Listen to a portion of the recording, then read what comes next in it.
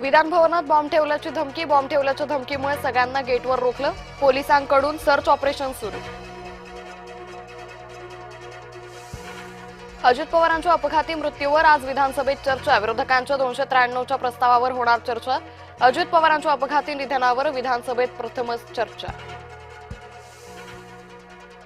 विरोधकांना हलक्यात घेऊन हवेत राहू नका, विधिमंडळातील दांडी 72 आमदारांचे रवींद्र चव्हाणांनी टोचले कान, गैरहजर राहणाऱ्या आमदार मंत्र्यांच्या हातात ठेवला रिपोर्ट कार्ड।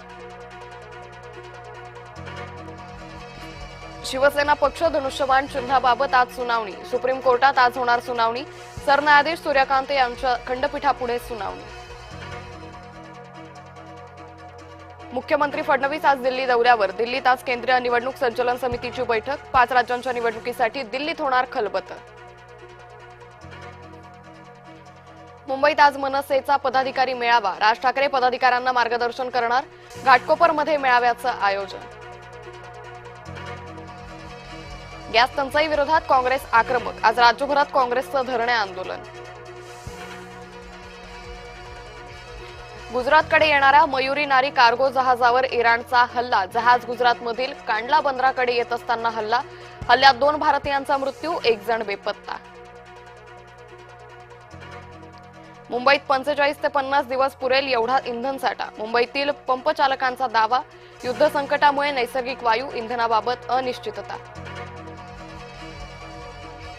रशियाच्या 3 कोटी बॅरल तेलाची भारतीय कंपन्यांकडून खरेदी, तर युद्धामुळे रशियाकडून कच्च्या तेलाची दरवाढ। इराणवर हल्ला करण्यासाठी आता काहीही शिल्लक नाही, डोनाल्ड ट्रम्प यांचं मोठं वक्तव्य, आता युद्ध लवकरच संपण्याची शक्यता। मुंबईत 45 ते 50 दिवस पुरेल एवढाच इंधनसाठा, मुंबईतील पंपचालकांचा दावा। राज्यात घरगुती गॅसचा पुरवठा सुरळीत, युद्धाचा घरगुती गॅस पुरवठ्यावर कोणताही परिणाम नाही, सरकारचा सर्वसामान्यांना मोठा दिलासा। कोविड लसीकरणामुळे मृत्यूच्या घटना, सरकारी आकडेवारीच्या हवाल्यानं सर्वोच्च न्यायालयाचं निरीक्षण। जम्मूतील गोळीबारात डॉक्टर फारुख अब्दुल्ला थोडक्यात बचावले, माजी मुख्यमंत्री डॉक्टर फारुख अब्दुल्ला, जम्मूच्या ग्रेटर कैलाशमध्ये गोळीबार।